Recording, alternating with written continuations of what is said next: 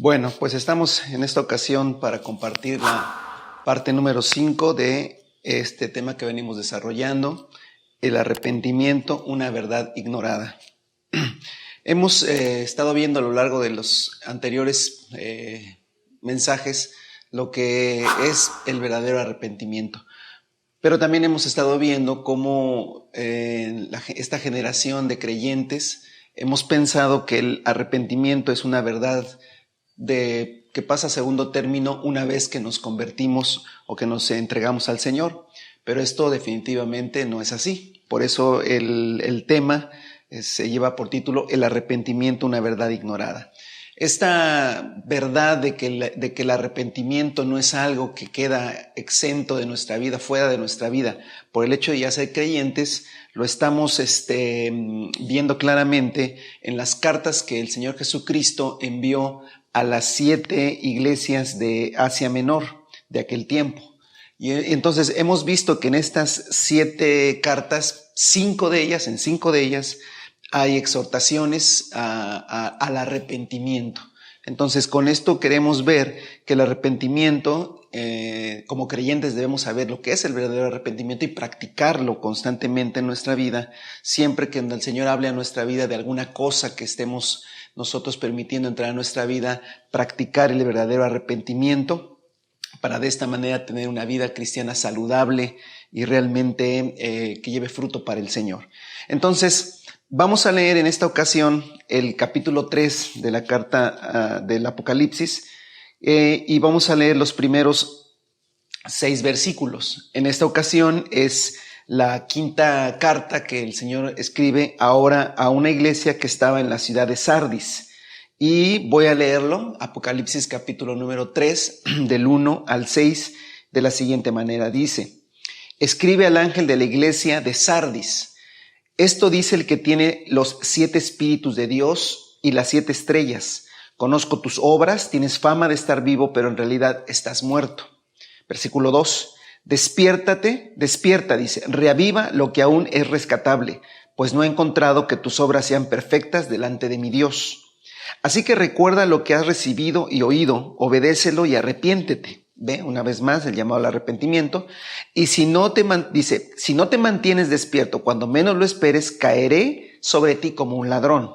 Sin embargo, tienes en Sardis a unos cuantos que no se han manchado la ropa. Ellos, por ser dignos, andarán conmigo vestidos de blanco. El que salga vencedor se vestirá de blanco. Jamás borraré su nombre del libro de la vida, sino que reconoceré su nombre delante de mi Padre y delante de sus ángeles. El que tenga oídos, que oiga lo que el Espíritu dice a las iglesias. ¿Sí? Entonces, en esta 5ª carta hay una exhortación nuevamente al arrepentimiento, y de lo que se trata este mensaje, esta meditación, es poder descubrir realmente a qué se refería el Señor, cuál era la condición espiritual de la iglesia en Sardis y qué es lo que el Señor manda y ordena que hicieran ellos, y que bueno, para nosotros también debe tener una aplicación. ¿Por qué? Porque, como lo mencionamos la vez pasada, siempre tenemos que meditar a quién va dirigida la carta. Y cuando uno lee detenidamente cada uno del inicio de las cartas, la persona a la que va referida la carta es al ángel. Escribe al ángel de la iglesia, así dicen todas las cartas, comienzan diciendo al ángel de la iglesia. Entonces, por decir, el destinatario, o sea, a donde iba esa carta, a quien se le escribió esa carta en primera instancia, es al ángel de cada iglesia. Y aquí, pues obviamente hay una cosa que decir, bueno, ¿cómo le van a mandar el Señor un mensaje a un ángel? Bueno, hay muchas palabras en la Biblia que no se tradujeron. Una de ellas, como lo he mencionado en otras ocasiones, es Apocalipsis. Apocalipsis es una palabra en griego que no se tradujo, que se quedó así y que significa revelación. En sí, este libro se debe llamar la revelación de Jesucristo, el Apocalipsis. Otras palabras que no se tradujeron, ¿verdad? Por cuestiones de un mayor entendimiento, es la palabra ángel. La palabra ángel, ¿verdad?, es una palabra que en realidad significa mensajero, ¿sí? Entonces la palabra ángel es mensajero. Entonces se podría leer así: escribe al mensajero de la iglesia de Sardis. Entonces, puede entenderse que la persona a la que va dirigida la carta sea el mensajero o los mensajeros de cada iglesia. Y hay algunos comentarios que dicen que está referida a los que enseñaban la palabra en las iglesias. Esa es una primera respuesta a quién va dirigida la carta. Pero cuando uno termina de leer todas las cartas, se da uno cuenta que la exhortación o aún también el reconocimiento no se queda solamente en los que dan los mensajes a las iglesias, los mensajeros, que no estamos diciendo que son ángeles, ¿verdad? O que los que damos un mensaje somos ángeles, ¿no? Sino en el sentido del mensajero, ¿verdad? Así se puede ocupar. Pero también nos damos cuenta que después ya se ocupa para toda la iglesia de esa ciudad, ¿verdad? Cada carta va desglosándose de tal manera que también hace alusión a la iglesia en todo su conjunto. Pero también es cierto que al final de cada carta dice: el que tenga oídos para oír, oiga lo que el Espíritu dice a las iglesias. Entonces se abre todo el panorama, todo el abanico, para que todo aquel que tiene oídos espirituales pueda recibir también este mensaje. Entonces básicamente está dirigido a las personas tal vez que presidían las congregaciones, a la misma congregación de aquel tiempo y a toda la iglesia de todos los tiempos. Bueno, Sardis, quinta carta. Por lo que acabamos de leer y lo vamos a seguir meditando, Sardis no es una iglesia haciendo la obra sin el amor de la primera vez o sin el amor del principio, que esa era realmente la carta a Éfeso. Tampoco es una iglesia perseguida. Sardis no es una iglesia perseguida como lo era Esmirna, ¿sí? No es una iglesia que ha permitido profetas con un mensaje de libertinaje, como sería el caso de Pérgamo. Pero tampoco es una iglesia fascinada con un espíritu de Jezabel, que fue el tema de Tiatira. Entonces, no existen esas características por lo que leímos en Sardis. Repito, no es una iglesia que haya perdido el primer amor, que está haciendo la obra, pero ya sin el amor de un principio. No es una iglesia perseguida, eso es importante, no se dice nada acerca de persecución, ni tampoco se está hablando de falsas doctrinas, como en el caso de Pérgamo o Tiatira. Sí hay una frase que es la exhortación más fuerte en Sardis, que es: tienes fama de estar vivo, pero en realidad estás muerto. Esa es la exhortación del Señor Jesucristo. Tienes fama de estar vivo, pero en realidad estás muerto. ¿Qué significa esto? ¿Cómo interpretar esto? ¿Cuál era la condición espiritual de esa congregación? ¿Cuál es el mensaje para nosotros hoy en día? ¿De qué tenemos que tener cuidado? Y si hemos caído en eso, ¿de qué tendremos que arrepentirnos? Es realmente de lo que tratamos, con la ayuda del Espíritu Santo, poder discernir en esta lectura, en esta parte de la Escritura, para poder ser una iglesia siempre con un espíritu dispuesto al arrepentimiento. Ok. Para poder entender esto siempre es importante como que el Señor Jesucristo en sus cartas, a cada una de las cartas, se presenta de una manera. Él tiene muchas facetas, y ya en el primer capítulo de Apocalipsis Él ya puso muchas facetas de Él mismo. Juan lo ve de cierta manera, ¿verdad? Y el Señor va ocupando en cada carta ciertas facetas de su persona, ciertos atributos de su persona. Y esto nos da, por decir, un tip, ¿verdad?, para saber qué es realmente lo que el Señor, la exhortación, y por qué Él se presenta de cierta manera. Hay una relación entre la exhortación y cómo Él se presenta, para que nosotros los creyentes, ellos principalmente, el mensajero de la iglesia de aquel tiempo, y todos nosotros entendamos que cualquier cosa que en nuestra vida haya, cualquier cosa que en nuestra vida no esté funcionando bien, podemos recurrir a Jesucristo, que Él es el que tiene la solución de aquella cosa que estamos padeciendo. Pero aquí lo importante es darnos cuenta si estamos padeciendo, si no estamos haciendo las cosas correctas, si no estamos entendiendo bien las cosas, para que sea Jesucristo, la persona de Cristo, fluyendo hacia nosotros, la que nos dé la capacidad de salir adelante. Entonces, si nos vamos al versículo 1, una vez que se dice que la iglesia en Sardis, Jesús se presenta diciendo: esto dice, que es Jesucristo, el que tiene los 7 espíritus de Dios y las 7 estrellas. Conozco tus obras, tienes fama de estar vivo, pero en realidad estás muerto. Entonces presenta con dos características. Una, dice el que tiene los 7 espíritus de Dios y las 7 estrellas. Las 7 estrellas, como ya lo vimos en lecturas anteriores, sí, son los los mensajeros, o sea, quiere decir que el Señor tiene en sus manos, ¿verdad? A todos aquellos que fuimos llamados, estamos en las manos del Señor, somos de su propiedad, ¿verdad? Somos un instrumento solamente de Él, pero es Cristo mismo manifestándose. Pero lo importante aquí es que Él tiene los 7 espíritus. Y esto suena así como muy, ahora los 7 espíritus, como si fuera algo muy complicado, pero en realidad no lo es. A ver, ¿por qué se habla de los 7 espíritus? En la Biblia tú vas a encontrar que el número 7, yo no soy mucho de numerología, pero hay cosas que son muy evidentes, ¿verdad? Los 7 espíritus, cuando se habla de 7, se habla de plenitud, de completo, de totalidad. Entonces lo que está diciendo es que el Señor Jesucristo tiene toda la plenitud, toda la totalidad del Espíritu de Dios en Él, ¿sí? Solamente hay una referencia en Isaías 11:2, no lo buscas, yo ahorita te lo voy a citar, donde en Isaías se habla, capítulo 11, se habla de una profecía del Mesías, que va a retoñar un vástago de Isaí, que es el padre de David, ¿verdad? Y de ahí entonces vendría la genealogía del Mesías, ¿ok?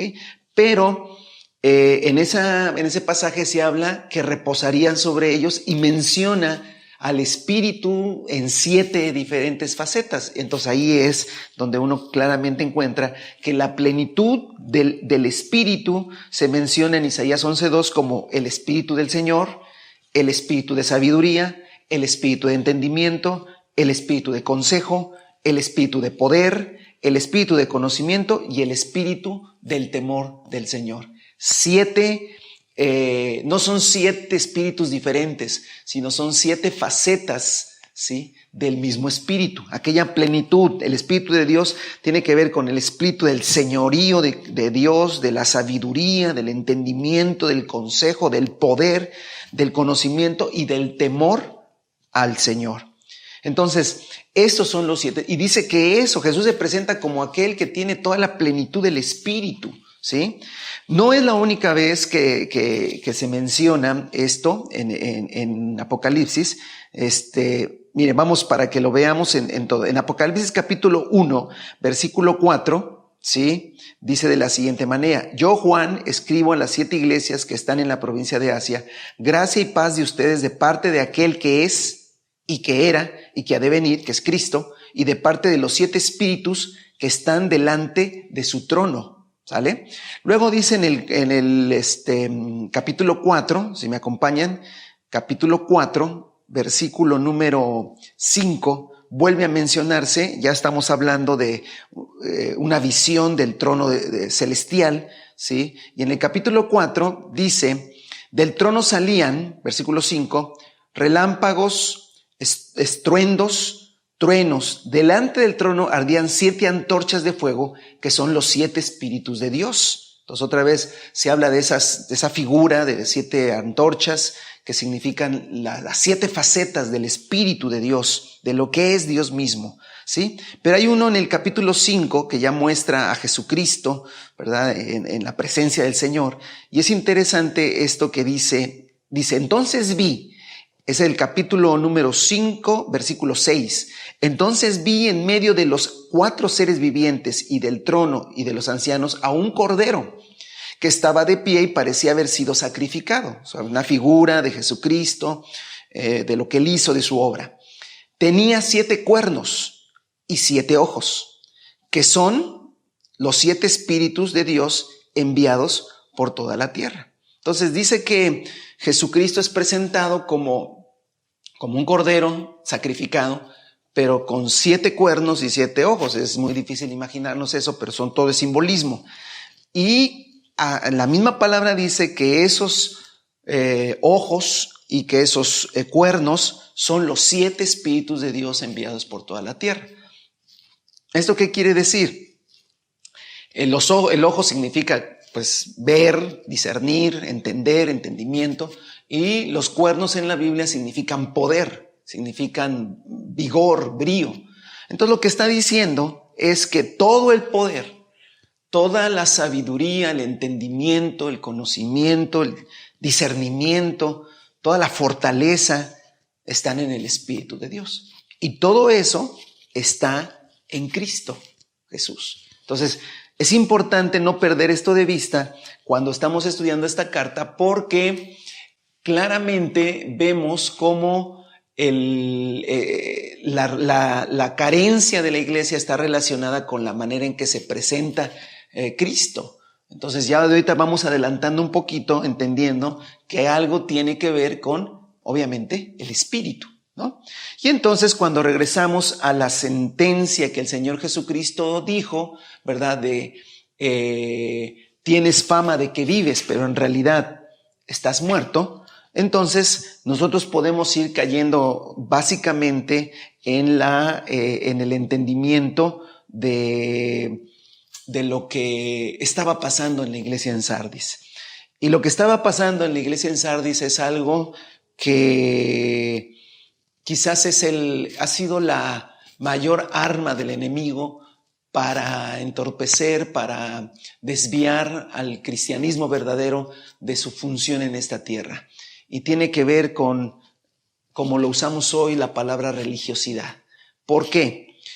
Porque el espíritu trae vida. Una vida sin espíritu trae muerte.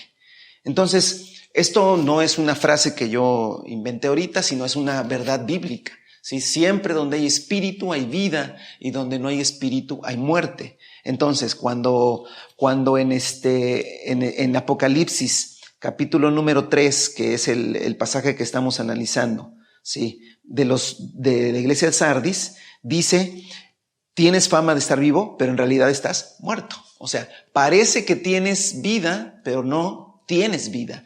Parece que hay espíritu, pero en realidad no hay espíritu. Entonces, esto de que aparenta, parece que es, pero no es, ¿sí? No es otra cosa más que religiosidad.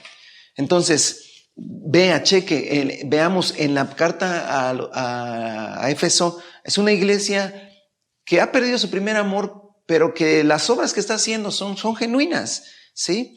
La iglesia a Esmirna, una iglesia perseguida, una iglesia pero que tiene espíritu, tiene vida, ¿sí? Aún la iglesia en Pérgamo y Tiatira con falsas doctrinas, hay espíritu. Es interesante que en Sardis no hay aparentemente un ataque de persecución, no hay un asunto de falsas doctrinas. Parece que todo está bien, no tiene ninguna batalla en contra que librar, pero está siendo derrotado por una cuestión muy sutil, muy pasiva, que tiene que ver con la religiosidad, porque tienes fama de estar vivo, pero en realidad estás muerto. Y luego viene el versículo 2, despierta. O sea, el tema de la religiosidad tiene que ver con algo que va haciendo, el espíritu religioso es adormecedor, porque todo aparentemente está bien, se realizan las actividades correctas, se hacen las cosas correctas. Pongamos, se asiste a la reunión de manera correcta, se hace las actividades de la congregación de manera correcta, se participa pero sin espíritu. Todo lo que se hace parece correcto al ojo de los hombres, pero no tiene espíritu, no tiene vida. Y debemos tener mucho cuidado con esto, porque eso está ligado a la pereza espiritual, que nos hace displicentes en las cosas, es decir, se hacen como un mero trámite, se hacen porque es parte de la vida hasta cierto punto social que yo tengo, la iglesia, el congregarme, el participar en ciertas actividades es parte de mi vida social, pero no tiene vida del espíritu, no tiene respaldo de Dios. En realidad, si tú quitas las cosas externas, no hay nada, no hay vida del espíritu. Este es el gran problema que había en Sardis, y ese es realmente uno de los problemas también que existen mucho en la iglesia, ha existido y hoy en día existe. Es decir, se vuelve la iglesia y las cuestiones espirituales se vuelven una parte de nuestra vida, y participamos. A veces también las congregaciones erróneamente tratamos de hacer actividades divertidas, actividades que atraigan, actividades que hagan a la gente sentirse bien, actividades que a la gente les sirva para su empresa, que les sirva para su matrimonio, que les sirva y todo eso aparentemente es una iglesia, ¿verdad?, que está funcionando, pero en realidad claramente la Escritura dice, tienes fama de que vives, pero estás muerta, es decir, no hay vida del Espíritu. Despierta, dice el versículo 2, reaviva lo que aún es rescatable, pues no he encontrado tus obras que sean perfectas delante de mi Dios. El versículo 3 es la clave para entender cómo caemos en esta religiosidad y también cómo podemos salir de ella, ¿sí? Dice, así que recuerda lo que has recibido y oído. Y luego dice, obedécelo y arrepiéntete. Así que recuerda lo que has recibido y oído, ¿sí? Y obedécelo. Esto significa que el gran problema de la religiosidad no es ni siquiera estar en contra de lo que se me enseña, no es estar en contra. Repito, esta congregación en Sardis no tenía un problema de doctrinas equivocadas como Tiatira o como Pérgamo, ¿verdad? No tenía ese problema. Lo que se estaba ministrando, lo que se ministraba, lo que se recibía, lo que se compartía era correcto y la gente lo oía de buena gana, lo oía y asistían para oír y escuchar y estaban de acuerdo con lo que se recibía, con lo que se explicaba, con lo que se compartía. Quizás hasta salían muy convencidos de que había sido muy buena la enseñanza, etcétera, etcétera, pero había un problema y esa es la religiosidad. Una persona religiosa no te va a decir que está mal algo que se hace en la iglesia, va a estar de acuerdo en lo que se hace en la iglesia, lo que se enseña en la iglesia, le gusta, es más, que se den buenas enseñanzas y si hay alguien que predica también bien o que da un buen mensaje, lo quiere escuchar. O sea, todo eso está bien, es escuchar, es estar de acuerdo con la doctrina, estar de acuerdo con lo que se dice, pero hay un pequeño y gran detalle con la religiosidad. Y repito, la religiosidad es uno de los espíritus, y cuando yo hablo de espíritus, no hablando necesariamente de un demonio y eso, sino una actitud que damos pie a que entren cosas del enemigo, obviamente, es uno de los espíritus más difíciles de reconocer porque no es una Jezabel, no es un profeta de libertinaje, no, es algo que está ahí adormeciendo, que está ahí, que aparentemente nadie tiene ese espíritu de religiosidad y muchas veces quien piensa que no tiene un espíritu de religiosidad es realmente quien lo tiene. ¿Por qué? Porque no estoy en contra de lo que se enseña, de lo que se dice, de la sana doctrina, de todo eso está perfecto. El asunto, ¿cuál es? Que no se obedece, es decir, que no pasa, ¿sí?, de la teoría, de la enseñanza, no avanza a una práctica, algo que doblegue mi voluntad. Ese es el tema. Cuando hablamos de obedecer, la palabra obedecer significa escuchar con atención algo y después de haberlo escuchado, doblegar mi voluntad a lo que escuché.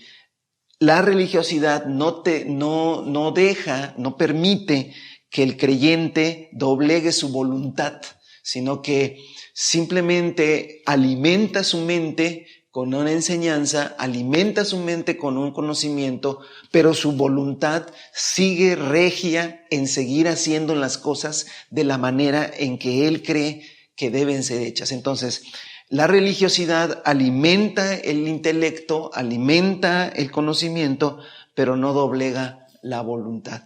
Eso es religiosidad. Ese es el gran problema de Sardis.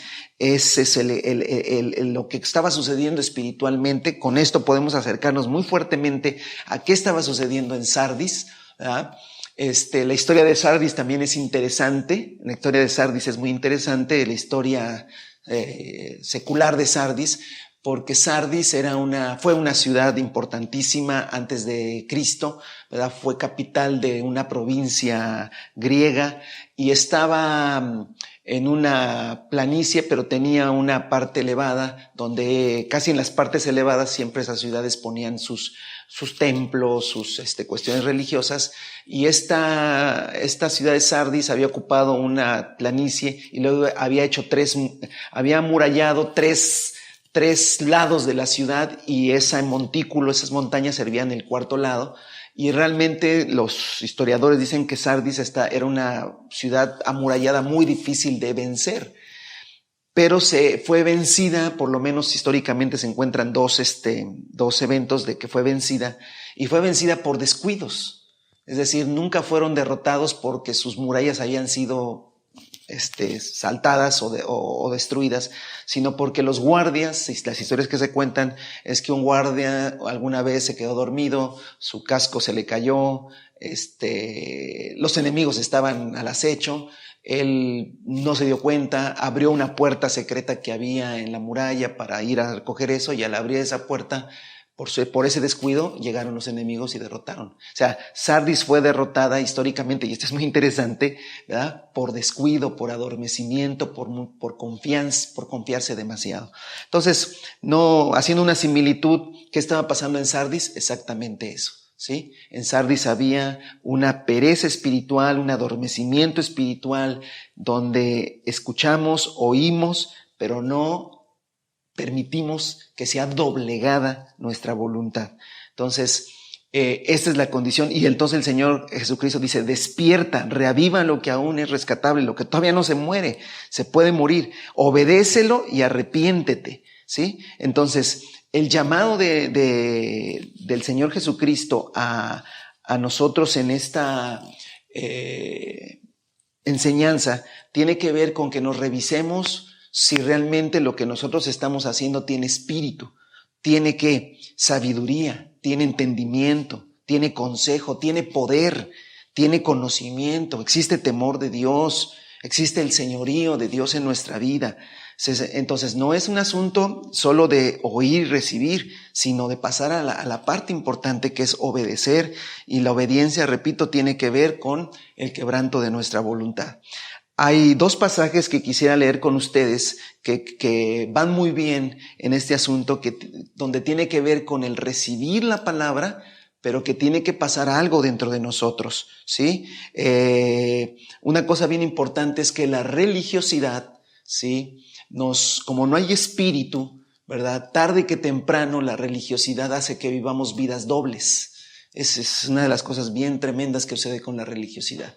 Si la religiosidad al cabo del tiempo nos va llevando a tener vidas dobles, una vida de pecado, una vida en el pecado, realmente porque no hay espíritu, ¿verdad? Y otra de apariencia en cuanto a las cuestiones de iglesia. Sí, y este ha sido un tema, lamentablemente, en muchas generaciones, en muchas familias, en muchos creyentes, en muchos pastores, ¿verdad? En mucha gente que no ha podido hacer de su vida en Cristo una vida íntegra, donde todo es afectado por Cristo. Entonces, cuando solamente es la apariencia, cuando solamente es el intelecto, ¿verdad? Y no estamos diciendo que no tengamos que usar el intelecto para la palabra, pues lo estamos usando. Ahorita estamos usando la mente, el entendimiento, el razonamiento, ¿verdad? Lo estamos usando, pero el tema es que si yo no estoy dispuesto a ser quebrantada mi voluntad, si yo no tengo la disposición de que sean quebrantados mis formas de vida, mis pasatiempos, mis formas que ya tengo hechas,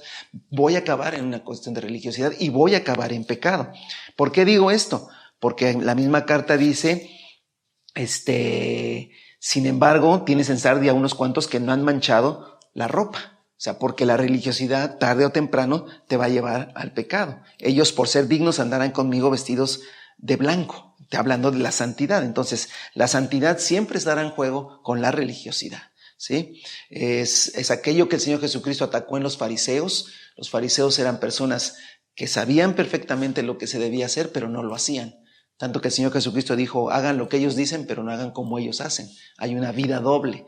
Esto no podemos decir que en la iglesia nunca va a existir. Sí, ha existido, existe y existirá, y tenemos nosotros que estar muy apercibidos, y si encontramos que hay religiosidad en nuestra vida, tenemos que hacer lo que la palabra dice, arrepentirnos de todo esto. Hablando de despierta y hablando de reavivar lo que está dormido, quiero que me acompañe a Efesios capítulo número 5, por favor. Efesios capítulo número 5. Y vamos a leer unos versículos que nos van a ayudar a comprender que desde las cartas de los apóstoles ya había un llamado a que no hubiera ese adormecimiento espiritual, esa pereza espiritual, ese hacer lo necesario, lo que se ve bien, lo que congregacionalmente me hace ver como un cristiano promedio y hasta ahí nada más, sin ninguna otra cosa que vaya a cambiar mi forma de vida. Entonces, dice así, recuerde, Efesios capítulo 5 está hablado a creyentes, ¿sí? Porque esta carta fue escrita para la iglesia, ¿sí? Entonces estamos hablando de creyentes. Y mire que hay un llamado que dice, porque la luz es lo que hace que todo sea visible. Por eso se dice, despiértate tú que duermes, levántate de entre los muertos y te alumbrará Cristo. Así que tengan cuidado de su manera de vivir.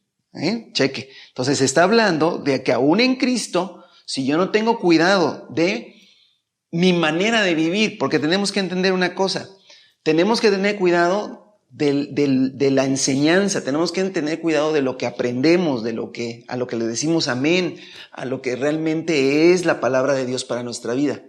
Pero no nos podemos quedar en ese plano solamente del buen entendimiento. Claro, de ahí viene la vida, pero claramente aquí dice, ¿sí? Este versículo dice, despiértate tú que duermes y te alumbrará Cristo, ¿sí? Así que tengan cuidado de su manera de vivir, ¿sí? Es importante la doctrina, es importante el conocimiento básico. Ya lo vimos en Tiatira y en Pérgamo, como el Señor trae una exhortación por una falsa enseñanza, por una doctrina equivocada. Pero ahora el tema no es la doctrina equivocada. Yo entiendo, por lo que estamos aquí meditando, que en Sardis no había una doctrina equivocada, que en Sardis no había una herejía, que en Sardis no había falsos profetas ni falsos apóstoles. No tenía ningún problema de eso. El problema no era la palabra, no era la doctrina. El problema era la manera de vivir. Entonces, en Éfeso también ya había un llamado, despiértate tú que duermes, levántate de entre los muertos. O sea, ahí aún como creyente estás viviendo una vida sin la vida del Espíritu y por lo tanto una muerte, y te alumbrará Cristo. Así que tengan cuidado en su manera de vivir, no vivan como necios, sino como sabios, aprovechando al máximo cada momento oportuno, porque los días son malos. Por tanto, no sean insensatos, sino entiendan cuál es la voluntad del Señor. Recuerde que está hablando acerca de vivir sabiamente, y una de las facetas del Espíritu de Dios, cuando se habla de los 7 Espíritus de Dios, espíritu de sabiduría. Cuando hablamos de espíritu, no estamos hablando solo de manifestaciones del Espíritu. ¿Sí? Los dones espirituales son importantes para el ministerio de la iglesia, es el Espíritu manifestándose de esa manera, pero el Espíritu en realidad tiene que ver con mucho más que manifestaciones del Espíritu, tiene que ver con cuestiones de la vida, de la sabiduría, del entendimiento, del consejo, del conocimiento, del temor a Dios, del poder para vencer. ¿Así? Entonces vemos aquí cómo es el énfasis la vida, ¿sí? No solo el conocimiento. Y quiero ir a un casi último pasaje, que es 1 Tesalonicenses capítulo número 1. 1 Tesalonicenses capítulo 1. Tesalónica es una iglesia que según lo que dice Hechos de los Apóstoles y lo que dicen también las cartas, donde Pablo no estuvo mucho tiempo, ¿sí? No invirtió tanto tiempo Pablo en Tesalónica como sí lo invirtió en otros lugares, ¿verdad? Como Corinto, ¿sí? O sea, en cuanto a tiempo, por los registros bíblicos podemos no decir exactamente cuánto tiempo estuvo, cuántas veces regresó se puede saber, no se sabe si pudo haber regresado otras veces que no estén registradas, pero lo que sí se puede decir claramente es que el ministerio de Pablo y el equipo apostólico de Pablo no invirtió tanto tiempo en Tesalónica.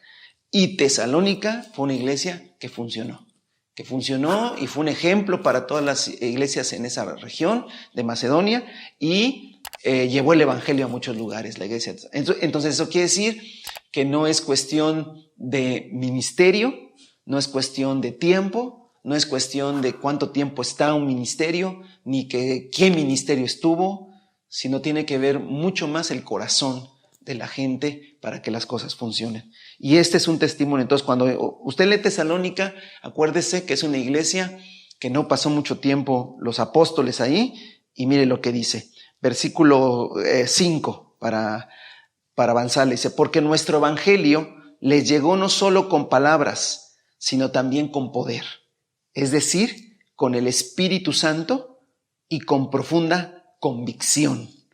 Como bien saben, estuvimos entre ustedes buscando su bien. Ustedes se hicieron imitadores nuestros y del Señor, cuando a pesar de mucho sufrimiento, recibieron el mensaje con la alegría que infunde el Espíritu Santo. De esta manera se constituyeron en ejemplo para todos los creyentes de Macedonia y de Acaya. Partiendo de ustedes el mensaje, etcétera, etcétera. Quiero enfatizar 3 cosas, una en cada versículo.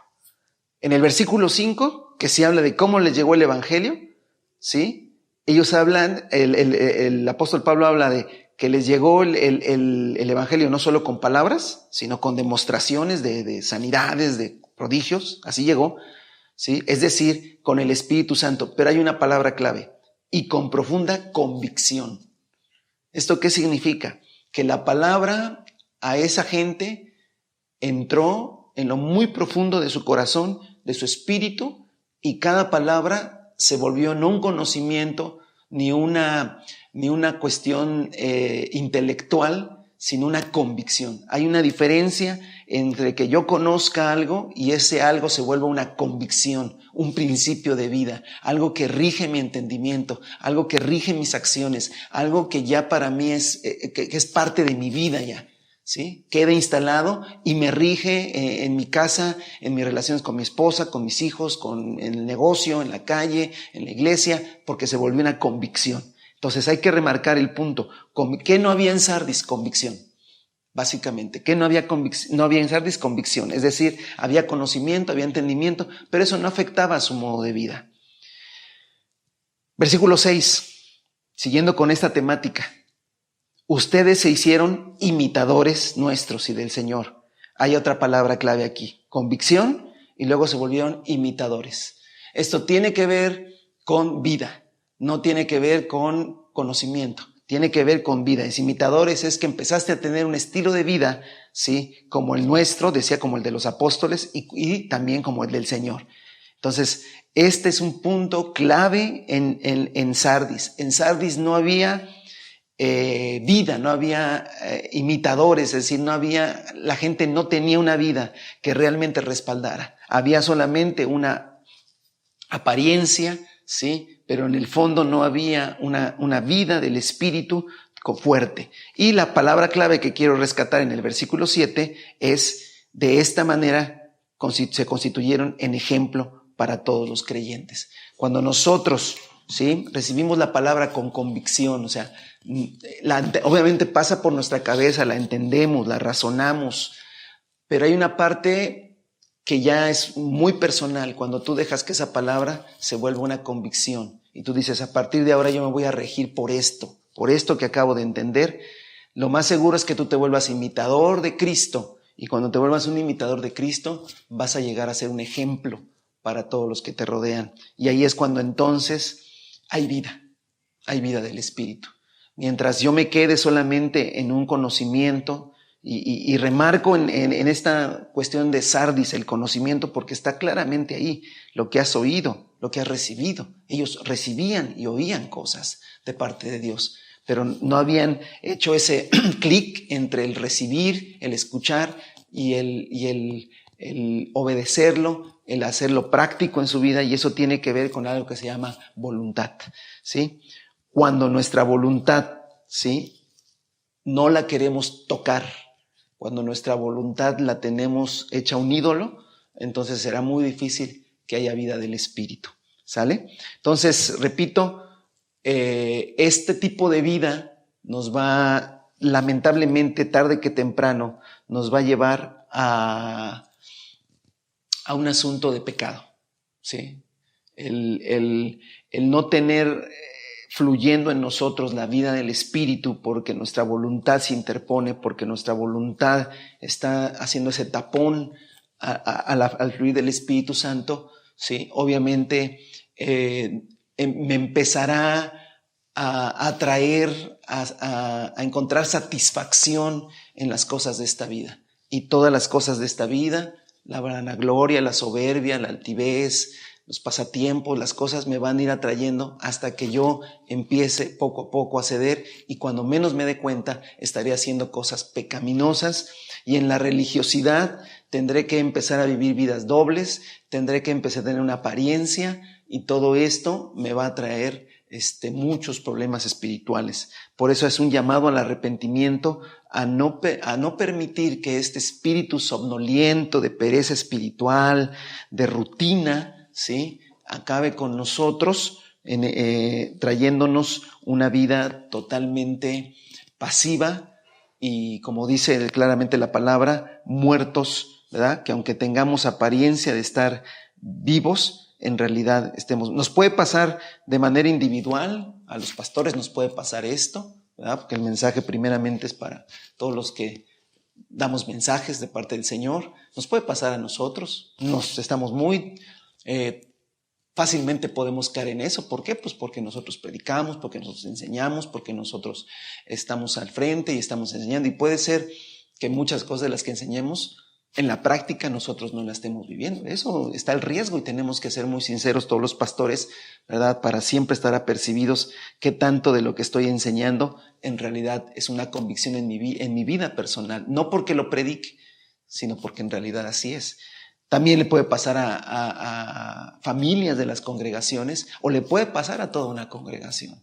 A toda una congregación le puede estar pasando que ese espíritu de religiosidad se instale, ¿verdad? Y unos a otros sepan que de lo que se trata solamente es de una apariencia, de una cuestión,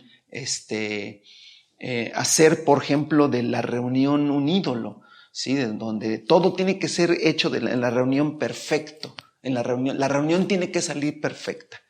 Tienen que cantarse los cantos perfectos, con el mensaje perfecto, con la liturgia perfecta, ¿sí? Porque entonces eso es lo que Dios quiere. Una vez que termine la reunión y se hagan toda la liturgia perfecta, entonces lo que suceda después no importa. Ya es como sea, entonces ahí ya Dios no tiene nada que ver. Eso es un error de entendimiento, un error espiritual, ¿sí? Vamos a hacer la reunión conforme la palabra dice, hasta donde alcanzamos a entender. Vamos a adorar al Señor con todo nuestro corazón, vamos a buscar siempre una palabra sana para la enseñanza de nuestra vida, vamos a buscar la comunión y todo eso, pero el culto, la reunión no se tiene que volver el ídolo, ¿no?, en el cual nos centramos todo, sino en Dios. Y una vez terminada la reunión, la vida espiritual sigue y continúa. Estamos reunidos 2 horas, o si a la reunión de oración 3 horas o 4 horas a la semana, pero la semana tiene muchísimas más horas, donde hacemos muchísimas más cosas y donde el poder de Dios tiene que verse. ¿Sale? Entonces, conclusiones. Vamos a la parte final de esto. ¿Cuál es la conclusión? Que necesitamos, como lo dije en un principio, el problema y el Señor es la solución. Cristo es la solución. ¿Por qué? Porque la única manera de salir de la religiosidad es buscar, es anhelar, es pedir, es rogar, es creer que el Espíritu de Dios venga sobre nuestra vida y rompa con esta inercia tan perversa, tan somnolienta que tiene que ver con la religiosidad. Es el Espíritu, ¿sí?, lo que rompe con la religiosidad. ¿Cuál fue el choque que tuvo el Señor Jesucristo con la religiosidad de su tiempo? Bueno, que las cosas las hacía por el Espíritu.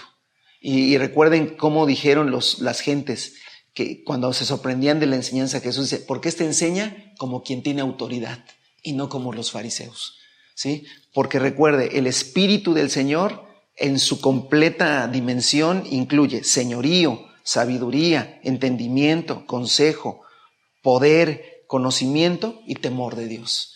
Entonces, cuando nosotros nos humillamos delante de Dios y nos arrepentimos, porque ese es el tema, estamos a arrepentirnos y decir, Señor, perdóname, y yo tengo que confesar que he sido religioso, estoy empezando, ya tengo tiempo siendo un religioso, ¿sí? ¿Por qué? Porque estoy teniendo una vida nada más de apariencia, ¿verdad? No se trata de traer un espíritu de condenación, recuerde que es importante, ¿verdad? Pero sí un espíritu de arrepentimiento, si hemos estado dejando entrar ese espíritu somnoliento, ese espíritu de pereza, ese espíritu de displicencia en las cosas de Dios, no quizás en la reunión, en nuestra vida diaria, en nuestro día a día. Ahí somos displicentes, ahí nos permitimos cosas, ahí ya hay una pereza espiritual, hay una rutina, ¿verdad? Que me emociona más otras cosas en realidad. Hacer otras cosas, tal vez comer, tal vez el deporte, tal vez el mismo trabajo. Hay cosas que me entusiasman y repito,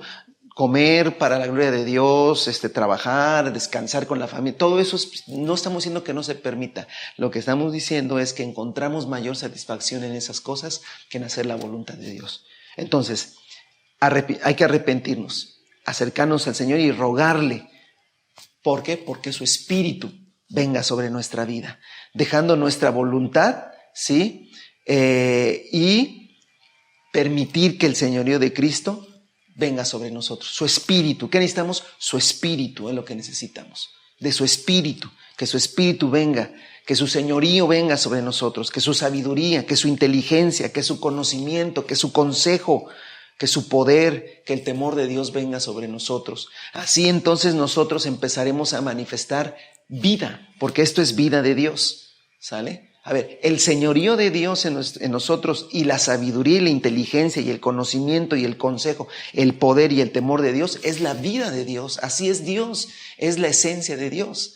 ¿Sí? Este espíritu manifestado o dicho en un lenguaje de 7 espíritus, que es un solo espíritu, estamos hablando de la verdadera esencia de Dios. Un hombre, una mujer que reconozca el señorío de Jesús, que tenga la sabiduría de Dios, que tenga la inteligencia de Dios, el conocimiento espiritual, que tenga el consejo de Dios, el poder y el temor de Dios, es una persona, es una familia que tiene vida espiritual. Y esto no es el culto, esto no es la reunión, ¿sí? Claro, en la reunión también debe haber señorío, debe haber sabiduría, inteligencia, sí. En la reunión de 2 horas debe haber todo esto. Pero en nuestra vida de todos los días tiene que haber esto, tiene que haber sabiduría. No podemos solucionar las cosas con la sabiduría humana, porque dice que la palabra, que la sabiduría de los hombres es diabólica, es perversa, viene del enemigo. Pero que la sabiduría de Dios viene de Cristo. Entonces tenemos que solucionar el asunto del trabajo, del negocio, de los hijos, del matrimonio con sabiduría espiritual.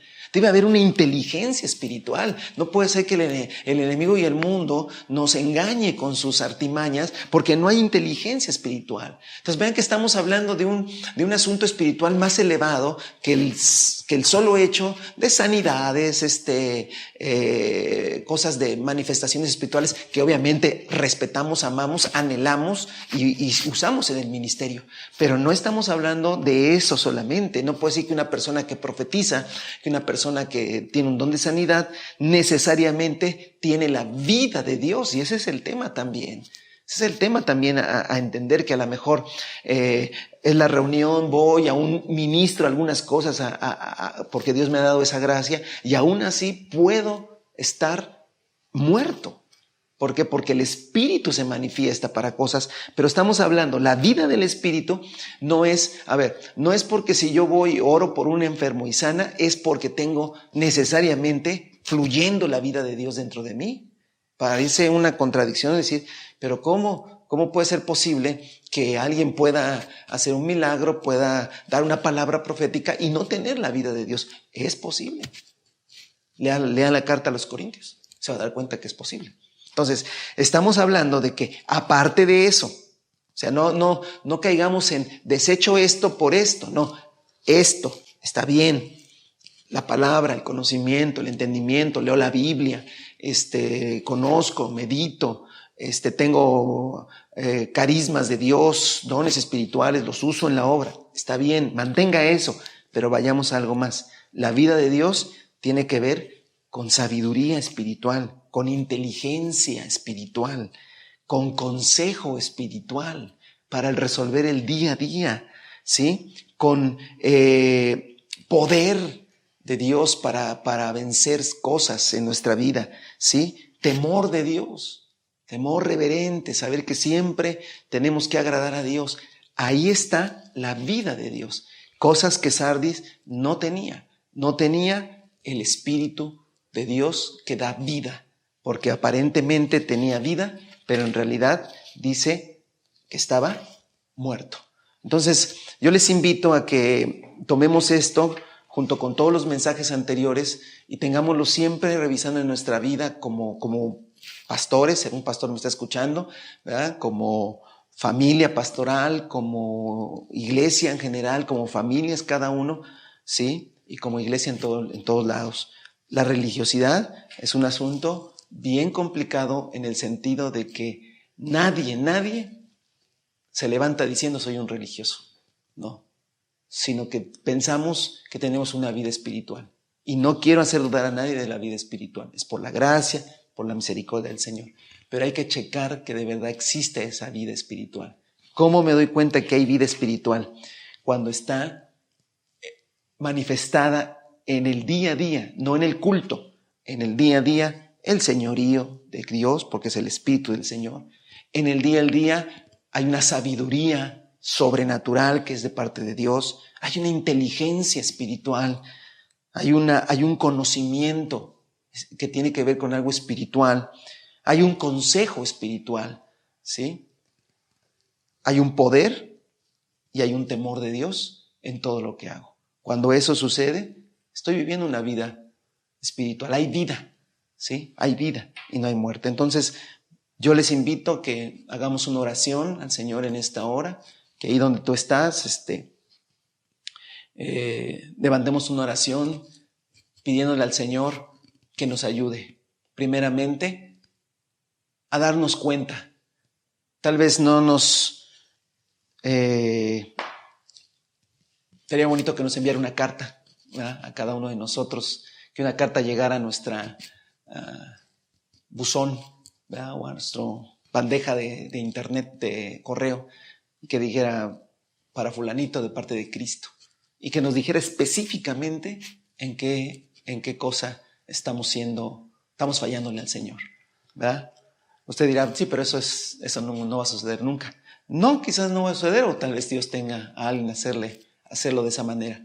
Pero yo creo que el Espíritu de Dios sí nos lo hace saber. Y si este momento, esta meditación te ayudó a verte un poquito y reflexionar y decir, sí hay cierta religiosidad en mi vida, no lo tomes como una cosa... Sí, bueno, si hay algo de religiosidad en mi vida, es bien peligroso. Son de esas cosas que si no le das la importancia, a los años puede acabar hasta con tu vida espiritual, porque así es la religiosidad, ¿sí? Entonces tienes que decir, a ver, si hay religiosidad en esto, digo una cosa, creo una cosa, o creo una cosa, pero en la vida, en la práctica hago algo muy diferente a lo que yo creo, ¿sí? Pero la gente piensa que yo vivo eso, pero yo sé que no lo estoy viviendo. Hay una religiosidad bien tremenda. Y sí, me da pereza, soy displicente en esas cosas. Bueno, y luego lo vemos, luego lo arreglamos. Bueno, pues perfecto, no hay nadie. Empezamos a justificarnos. Pero nuestra prioridad no es que el Señor lo sepa, sino que la gente no se dé cuenta de eso. Que la gente, bueno, pues más o menos crea que eso se llama religiosidad. Tenemos que arrepentirnos, tenemos que pedir al Señor que nos perdone y vamos a pedirle al Señor que por favor haga que la vida de Él fluya en nosotros. Así es que yo le invito a que incline su rostro, cierre sus ojos y hagamos esta oración. Señor Jesucristo, en este momento yo te pido por todos los que están escuchando este video, Padre, que si a través de estas porciones bíblicas y a través de la explicación que estamos dando, pero sobre todo a través de tu Espíritu Santo, Señor, nos dimos cuenta, entendimos que la religiosidad es un asunto que nos va invadiendo como una enfermedad que se va corriendo por todo nuestro cuerpo, y ahora en nuestra vida espiritual, Señor, le pongamos un alto, Señor, arrepintiéndonos, un alto, Señor, haciendo ya cosas que tenemos que hacer, porque el arrepentimiento tiene que ver con algo que tenemos que hacer, pero rogándote y pidiéndote que tu Espíritu fluya en nosotros, Señor, que tu Espíritu fluya en nosotros, Padre, y nos lleve a una vida espiritual, a una vida de Dios. Yo te ruego que el Espíritu del señorío, del Dios Todopoderoso, venga sobre cada uno de nosotros. Que el Espíritu de sabiduría, de inteligencia, de conocimiento, que el Espíritu de consejo, poder y temor de Dios fluya en cada uno de nosotros y podamos ser, Señor, una generación donde la religiosidad no encuentre cavidad y donde la religiosidad no engañe, Señor, ni a nuestra generación ni a las generaciones que vienen después de nosotros. No queremos infundirles a nuestras generaciones un espíritu de religiosidad. No queremos que aprendan a tener doble vida. No queremos que nuestros hijos ni los hijos de nuestros hijos, Señor, se queden con esta idea de, ya entendí, hay que ser de una manera en la iglesia y de otra manera en la casa. Señor, que eso lo cancelamos en el nombre del Señor, nos arrepentimos y queremos que fluya en nosotros la vida del Espíritu y también en todas nuestras generaciones. En el nombre de Cristo Jesús. Amén.